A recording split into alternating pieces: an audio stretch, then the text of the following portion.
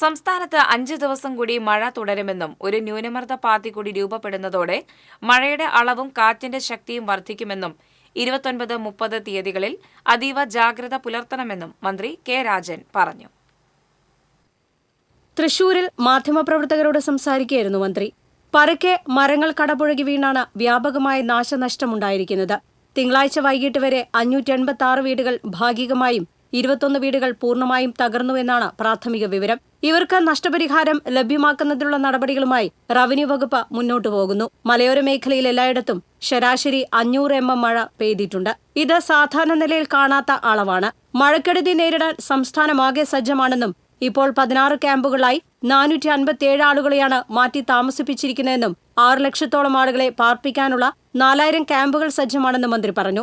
പ്രാഥമികമായിട്ടുള്ള കണക്കുകൾ വിലയിരുത്തുമ്പോൾ സംസ്ഥാനത്തിന്റെ വിവിധ ഭാഗങ്ങളിലായി 586 വീടുകൾ ഭാഗികമായും 21 വീടുകൾ പൂർണ്ണമായും തകർന്നു എന്ന കണക്കാണ് ഇന്നലെ വൈകുന്നേരം വരെ നമുക്ക് ലഭ്യമായിട്ടുള്ളത്.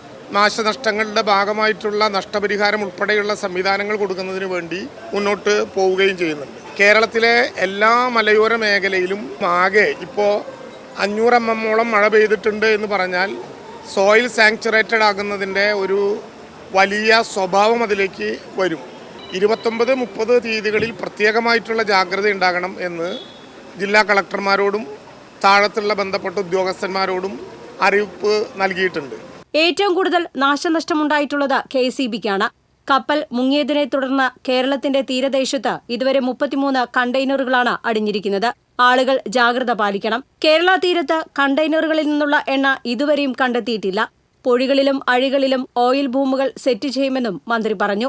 33 കണ്ടെയ്നറുകളാണ് നമുക്ക് ഇതിനകം തന്നെ അവിടെ കപ്പലിൻ്റെ ഉള്ളിൽ നിന്ന് വീണ് തീരത്തേക്ക് എടുത്തു എന്ന് മനസ്സിലാക്കാൻ കഴിയുന്നത്. അതുകൊണ്ട് തീരദേശ മേഖലയിൽ നല്ല അലർട്ട് ഉണ്ടാകണം. ഒരേ സമയം തന്നെ പൊഴികളിലും അഴികളിലും ഓയിൽ ബൂമുകൾ സെറ്റ് ചെയ്യും. അതോടൊപ്പം തന്നെ അറക്കപ്പൊടി നിറച്ചിട്ടുള്ള ചാക്കുകൾ കൂടി ഉപയോഗപ്പെടുത്തിക്കൊണ്ട് ഒരു കാരണവശാലും കടലിൻ്റെ തീരത്തേക്കോ കടലിൻ്റെ തീരത്ത് വരാതിരിക്കാനുള്ള ശ്രമം നടത്തും.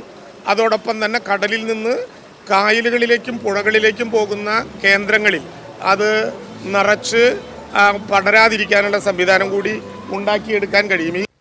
TCV news, Thrissur.